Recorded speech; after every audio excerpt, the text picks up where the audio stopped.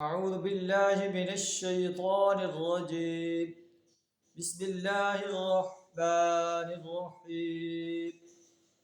القارعة ما القارعة وما أدراك ما القارعة يوم يكون الناس كالفراش المبثوث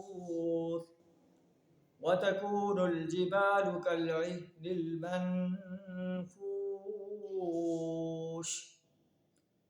فأما من ثقلت موازينه فهو في عيشة راضية وأما من خفت موازينه فأمه هاوية وما أدراك ما هي نار حامية صدق اللہ العظیم۔ سورہ القاریہ آپ کے سامنے تلاوت کی ہے، مکی صورت ہے۔ اسے القاریہ اس لیے کہتے ہیں، اس میں القاریہ کا لفظ آیا، اس میں قیامت کا منظر بیان فرمایا گیا۔ سورت کا ترجمہ کچھ اس طرح ہے: القاریعۃ ما القاریعہ، عظیم حادثہ، کیا ہے وہ عظیم حادثہ؟ وما ادراک ما القاریہ، اور تم کیا جانو کہ وہ عظیم حادثہ کیا ہے؟ یوم یکون الناس کالفراش المبثوث، جس دن انسان بکھرے ہوئے پتنگوں کی مانند ہوں گے۔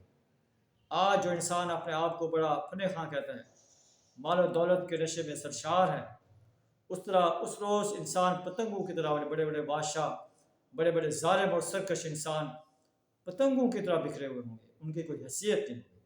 پتنگوں کی دنیا میں کیا حیثیت؟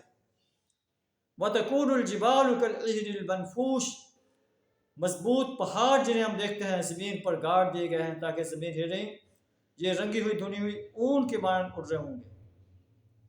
یہ اتنا ہولناک منظر ہوگا۔ اللہ فرماتا ہے کہ یا ایھا الناس اتقوا ربکم، اے دنیا کے انسانوں اپنے رب کے غضب سے ڈر جاؤ۔ ان زلزلۃ الساعۃ شیء عظیم، قیامت کا زلزلہ بہت بڑی چیز ہے۔ یوم ترونھا تذہل کل مرضعۃ عما ارضعت، اس روز تم دیکھو گے کہ ہر دودھ پلانے والی اپنے بچے کو دودھ پلاتا وہ چھوڑ دے گی۔ وتضع کل ذات حمل حملها، ہر حاملہ اپنا حمل گرا دے گی۔ وتری الناس سکارا، تم دیکھو گے لوگ بے ہوش ہو چکے ہیں۔ وما هم بسکارا ولکن عذاب اللہ شدید، وہ بے ہوش نہیں ہوں گے بلکہ اللہ کا عذاب اتنا سخت ہوگا وہ اپنے ہوش و حواس کھو بیٹھیں گے۔ یہاں بھی فرمایا جا رہا ہے کہ انسان بکھرے ہوئے پتنگوں کے مانند ہوں گے، پہاڑ رنگی ہوئی دھلی اون کے مانند اڑ رہے ہوں گے۔ فاما من ثقلت موازینہ، تو جس کے اعمال، جس کے وزن بھاری ہوں گے، یعنی نیک اعمال جس کے بھاری ہوں گے، فهو فی عیشۃ راضیہ، وہ دل پسند عیش میں ہوگا۔ واما من خفت موازینہ، جس کے اعمال ہلکے ہوں گے، یعنی نیک اعمال ہلکے ہوں گے، فامہ ہاویہ، اس کا ٹھکانہ ہاویہ ہوگا۔ وما ادراک ما ہی، اور آپ کیا جانو کہ وہ کیا ہے؟ نار حامیہ، وہ دہکتی ہوئی آگ ہے۔